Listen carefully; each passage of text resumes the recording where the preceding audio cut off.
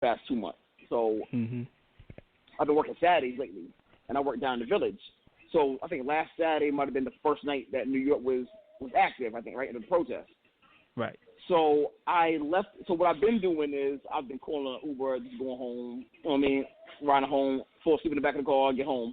But when the Uber was driving down Varick Street, I looked down to that Charter Spring, one of those streets, and I saw a group. It was just a group of protesters, right?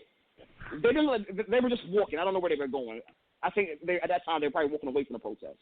So you know what? I don't know why, but for some reason I told the Uber pull over. I just got a call, right? And I just found myself walking with. I was a lemming. I just found myself walking, you know what I mean? And I guess it's how protests work, right? Like one person walks, hey, where you going? I'll go too. So anyway, I was just walking, and I was just talking with this young kid, the young dude, and I just wanted to hear what he had to say, and he was just like, I just came out here all the way from East New York. So it was interesting. Like I've never I'm 40, and I don't think I've ever recorded a 2-week protest. You know what I mean? Out in this country.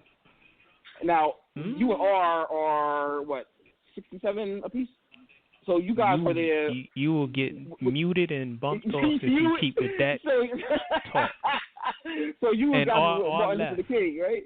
All left. It's snack time. Well, it's past his bedtime. No, but no, I mean I have two older. I have an older aunt and uncle, right? I think my uncle is 86, my aunt is 89, some shit like that, right? And I was on the phone with them. One is in Virginia, one is in Atlanta. And it's my uncle. My uncle was in the Army for many years. He's my father's half-brother. They share the same mother, right? And he's say 20, 30 years older than the other kids, right? So he was saying that when I was talking to him, and he knows how I feel about certain ways his country runs itself, and when you become disenfranchised with things. And I was talking to him because he was called to see how New York was and how I was doing, and to check in with the whole COVID thing in general. And he said that I started going into it, and he was like, "Nephew, no." He don't want to hear it. And I was like, what you mean? Like, you stop and you pause, and he goes, "Let me tell you something. Before your father was born, I went out of high school. I went to the Army. He was in the Army. He said he didn't do anything. I don't believe my uncle did active warfare, but I know he's been around the world. He said I went in the Army, and I saw how different I was looked at in different countries, to my own surprise, and I know how I was looked at when I came back here. And before you were even a thought, I was out here trying to make a difference the way you see these people make a difference. And I tried to interrupt him. He said, "No, you need to listen to this." He said, "You might not think it does anything, but I can tell you it does something." And I was like, and I just listened. And he said that the work I put in, I have to believe it did something. You know what I'm saying? I have to believe it did something. Although, if I didn't, I failed you. And I thought about it. Old people talking riddles, you gotta really think what the fuck he's talking about. But yeah, I mean, it's a crazy time, man. It's a crazy time. But anyway, man, I'm just like, my head is all over the place at this time. I'm all over. It's just very interesting. And anyway, it's crazy, man. I'm you can tell my head is all over it. I'm fucking tired, but I'll let you guys get back to your show. Hey, I'll let you guys get back to your show. Good to hear you, bro. Yeah, man. I'll yeah. All right, fellas. Have a good night. All right. You too. All right, now. All right. Anybody else on Roger Goodell? Because I had to leave. No, I think we covered about as much of him as needs to be covered. Right. This happened, the next topic, I used to attend Pace University, And recently in March, their baseball coach, Hank Manning, during a team meeting, he was angry, and he had a bat in his hand. He had a flat bat in his hand, and Fungo by bat. accident, Fungo bat. But go ahead. Sorry. Yeah. He had a fungo, and he swung the fungo wildly in anger, and he struck one of the players, causing him a serious gash on his face, a 2 to 3 inch gash. He did not check on the player. He walked into his office and said, "That's how passionate I am. That's how animate I'm gonna get." He did not call for an ambulance for the young man, and the two assistant coaches didn't do anything either. They just let it go down. Finally, they had one of the players drive the kid to the hospital. Right now, the kid is going to sue Pace University, and he's suing the coach. What are you guys' thoughts on this? Good. Mm-hmm. That whole staff should be fired. The athletic director should be fired. Everybody should be fired. And the thing is, I get it. It was one of my first duty stations. I was running evening shift. Right. I come back off the aircraft, was pissed off about something, and without thinking, I just flung a chair across the fucking room. Right. Happened to hit one of my guys right in the fucking head. And I tried to justify, I was upset, you got to understand. They were like, no, that's not how this shit goes down. Look how mad you did. You don't get to throw a chair across the room. What's wrong with you? Right. So I get being that upset, but it's not just, you don't. I was in my, I think I was 19 at the time, maybe I was 18 at the time. Right. You're probably a 60-year-old man.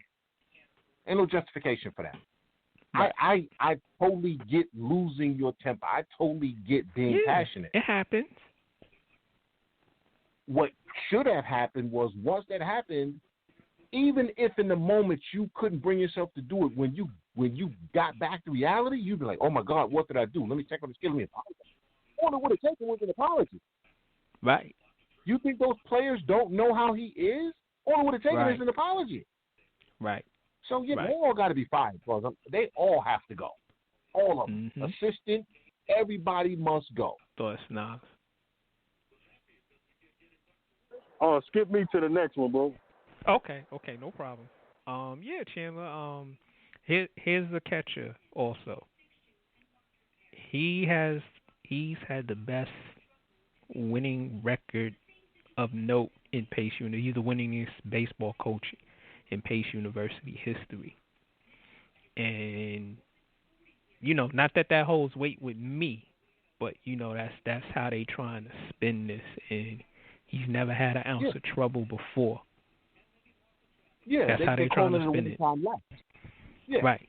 What they used to say in the service was, one R shit erases a million attaboys. Right. Okay? And that's just like it happens. One poor decision erases a lot of things. Right. Whether you like it or not, whether you agree with it or not, that's just life.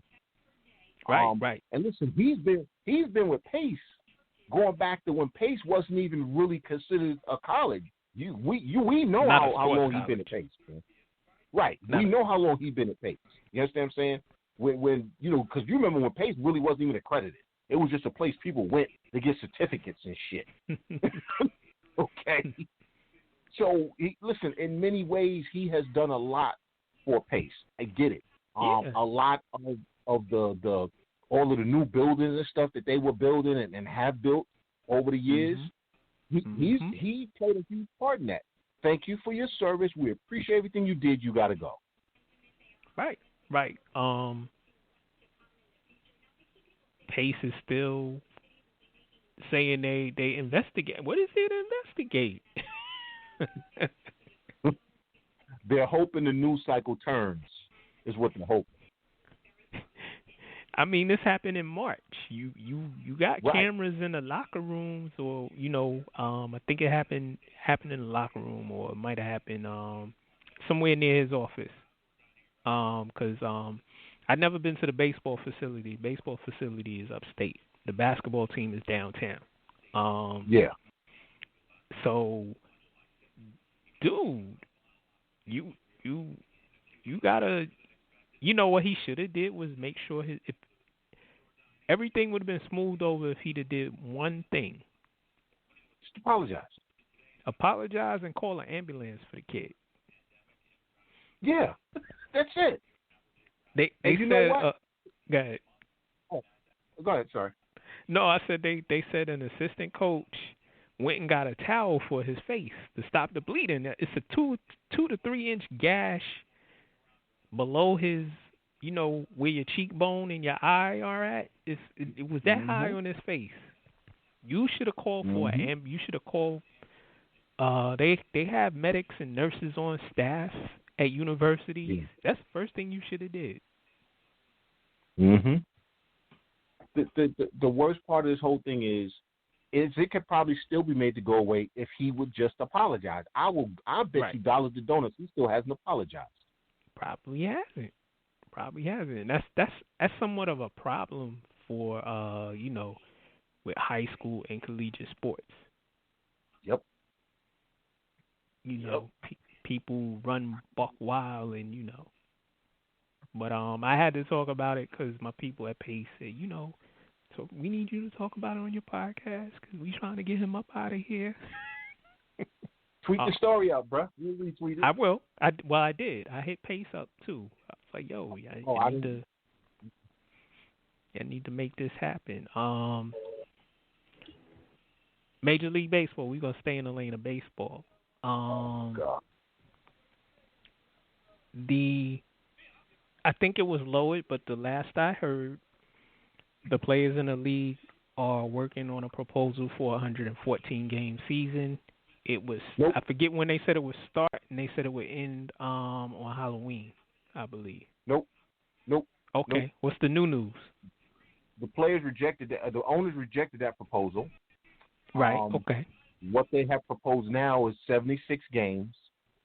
Okay. Still not paying full prorated salaries. Right. Now they only want to give them 75% of their money.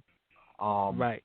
And they want the season to end in October because they don't want to go past October because they claim that they're afraid of another COVID spike. Right. Listen, the owners are dead wrong in this. Right. Let me ask you one more thing before you start, Chandler. The with the salaries, is it the last I read it was tiered, where the players getting the highest would be the most. Their pockets would be the most hit. No, they rejected that proposal out of hand. Okay. Yeah, that was some bullshit. I'm not trying to hear billionaires talking about I might lose a few $100 million, so we can't play games. And and on top of that, I need you to give me money back. And on top of that, I need you to sign a waiver so that if you get sick and you have long-term medical issues, or somebody in your family does because you infect them, because you get infected by playing, I'm not liable for that either. Come on, man. There are owners who don't want to play this season. That's obvious. There are owners who don't want to play because they won't make money. Right. Now, they claim they're losing money. Again, I'm always going to call bullshit on that. The baseball, the team itself as a standalone entity will always lose money. The team, and I'm just talking about the 25, talking about the team, the 25 players, coaches, all of that. If you put that just in a vacuum, yes, that will lose money. The team, as in the entire organization, is not losing money. Right. Well, they have streams of income coming in. Exactly, which mitigates whatever debit there is with the team, so you're still making money. So basically, most of these guys will probably just break even instead of turning a profit. And rather than just break even, they would rather not have baseball. So you want to tell these guys, I want you to play 76 games, but I'm only going to give you 3/4 of the money that you should get 76 games. Just listen, if I play 76 games, pay me for 76 games. I'll pay 80 games, pay me for 80 games. Oh, right. no.